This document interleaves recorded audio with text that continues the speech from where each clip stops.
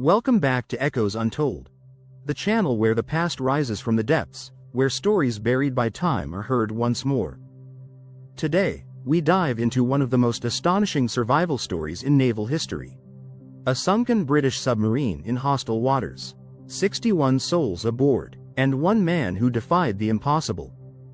This is the chilling, inspiring, and mysterious story of HMS Perseus, and the only man who returned from the deep. Echoes Untold, where history whispers and we listen.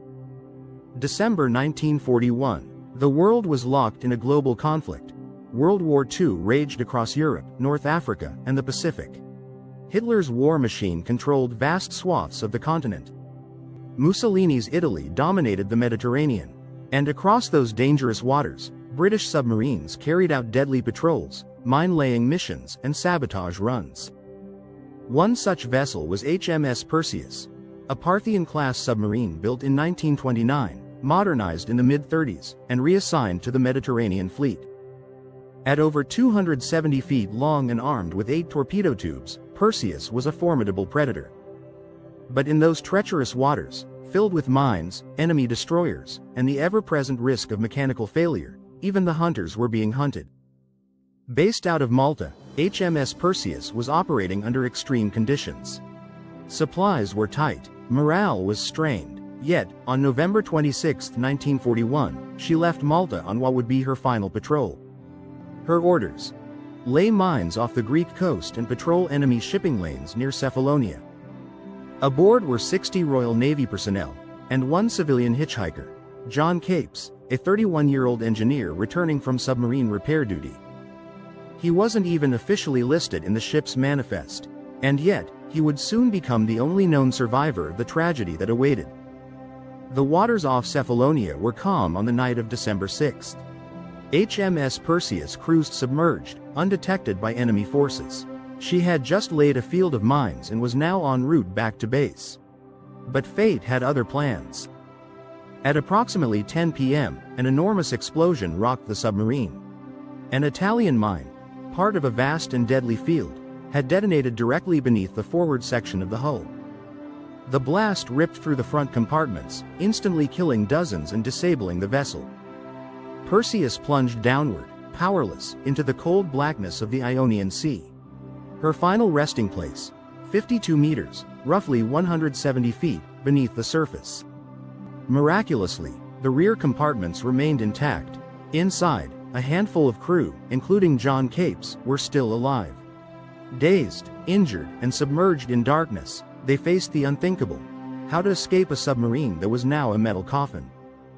John Capes and 3 others located the Davis gear and donned the cumbersome suits in total darkness, the interior lit only by emergency lights and flickering sparks. Water continued to seep into the compartment. The pressure was rising. One by one, they moved toward the escape hatch in the conning tower.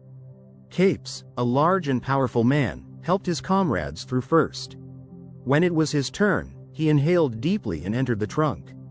He opened the upper hatch, and launched himself upward into the black void. The cold was numbing, the darkness total, but he kicked and kicked, lungs burning and mind fading until at last, the surface broke above him like a curtain torn open. He was alive. But survival was only the beginning. Battered by the explosion and barely conscious, John Capes found himself alone in the open sea. In the distance, the mountainous silhouette of Cephalonia loomed. Summoning what strength he had left, Capes began swimming. For hours, he drifted and kicked. Finally, he reached the rocky coastline. There, bleeding and shaking from hypothermia. Local Greek villagers found him the next morning. They had every reason to turn him in. The island was under Axis occupation. Helping a British sailor could mean imprisonment or execution.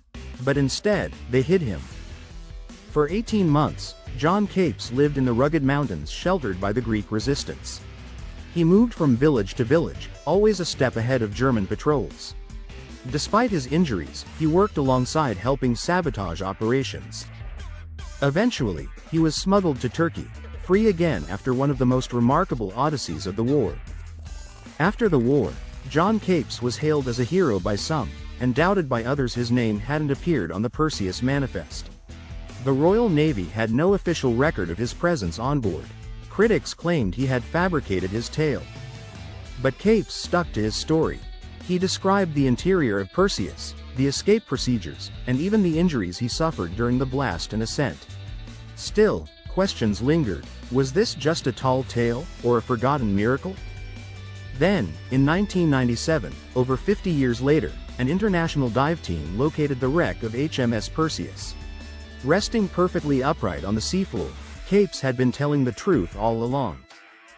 The wreck of HMS Perseus is now a protected war grave. The bodies of the 60 men who perished remain entombed inside. It's a place of eerie silence, where time has stopped and history lingers in the cold. For naval historians, the Perseus is a time capsule. For the families of the lost, it's a grave. And for the world, it's the backdrop of one of the greatest submarine escape stories ever told. John Capes lived until 1985. He never sought fame or fortune from his survival. His story remained mostly unknown outside naval circles until the rediscovery of Perseus vindicated him. Today, his tale is studied by submarine rescue teams. His escape inspired changes in escape protocol and deep-sea rescue procedures. But his legacy is more than technical, it's human. It reminds us that sometimes, in the darkest places imaginable, the human spirit still rises. The sea holds many secrets. Some are lost forever, others fight their way to the surface. This was the story of HMS Perseus, a tale of destruction, survival, and one man's impossible journey home. If you've been moved by this story, if you believe the past should not be forgotten, help us keep these echoes alive. Please like, share, comment your thoughts, and subscribe to Echoes Untold, where history whispers, and we listen. Fact-check note. All events in this script are based on verified historical sources and underwater surveys conducted between 1997 and 2000. The story of John Capes has been authenticated through dive footage, recovery of physical evidence, and corroborating testimony from local Greek villagers. Sources: Kemp, Paul. Underwater Warriors, Castle, 1997. Royal Navy Submarine Museum Archives. BBC News, 1998. World War II sub-escape confirmed, Greek Underwater Antiquities Department, Wreck Survey, 1997 to 1999, G. Panagopoulos, The Submarine Perseus and the Ionian Resistance, Athens Maritime History Journal, 2002.